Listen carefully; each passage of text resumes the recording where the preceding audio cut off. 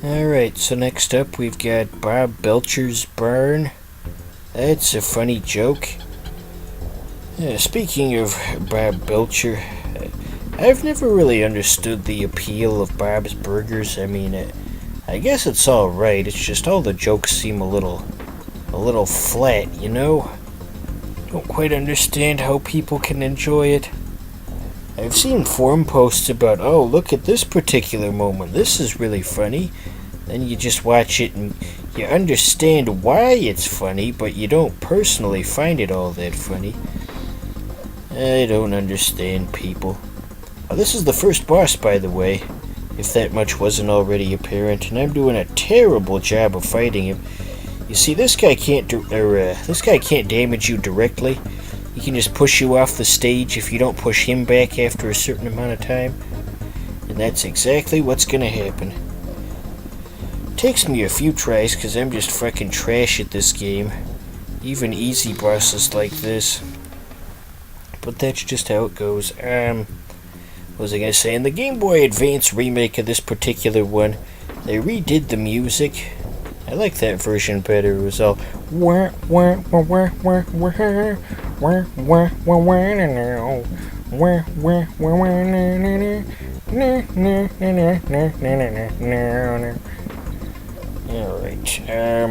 what was I saying?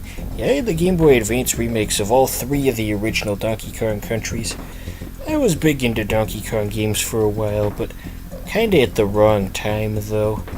We already screwed this one up, because I got into it after all the Rareware era stuff, but at the same time it was before the Donkey Kong Country Returns stuff, so there really weren't any new Donkey Kong games coming out at the time, so nobody really would have understood, because most people only care for whatever's current.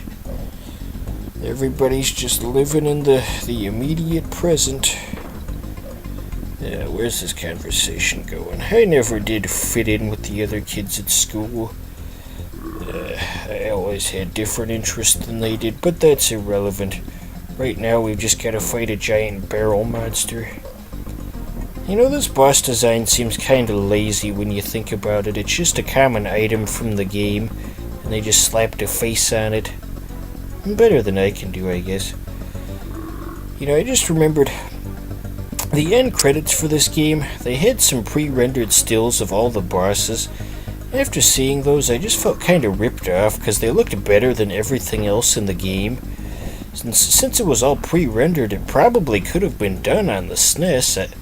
I don't understand why they didn't go with those particular sprites. I think it would have made the game look a lot better. But who knows? I'm not the expert here. Okay, I think we got him. Almost. Okay, one more. We can do this. We've got the hang of it at this point. Hopefully. Come on. Fuck. We were so close, and now it's all ruined. Ruined. Right on the edge. Okay, there we go. See, that only took like 15 tries. Guess that hole wasn't very deep, was it? Come to think of it, so we would die if we fell down that hole, but that hole wasn't quite as deep as the hole we had to jump through to get to this boss battle with the trapdoor. Alright, what do we got next? There's a hair in my mouth. Oh yeah, these are the more forest-themed levels. That's quite common in this one. You've got forests and bears and other things not present in previous ones. Each of these games has a unique theme. 2 had a pirate theme, and this one's got more of the forest theme, I guess. And the first one was just kind of a generic, like, jungle type thing. They couldn't start introducing new themes just yet, since that was the first one. You had to have a normal one for comparison.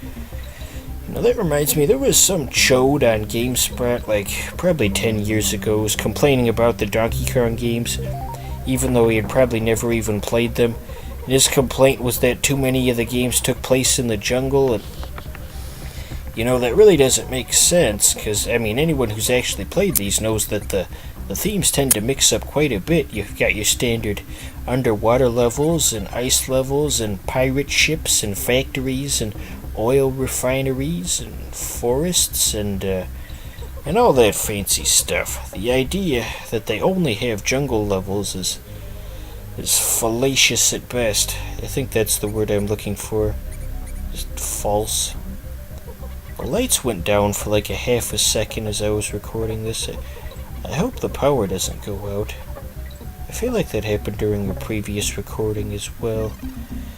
It has been pretty stormy lately, so that's understandable. Hopefully that cools everything off. It's just been hotter than Hades in here lately. It's like that scene from Terminator 2 where the lady rattles the fence and then the nuke burns her to death. That's how I felt lately. Okay, throwing Dixie did not help us get that floating. Now there we go. See, just took a little elbow grease. Come on, we're missing the barrel. I think this level takes us a few tries, actually. I got close on this pass, but never quite all the way. The ending was right there. The way I said that was just reminded me of Dinosaur Office. It's that famous, semi-famous claymation series on the 3DS video app. You ever see any of those? Those were mildly interesting, I guess.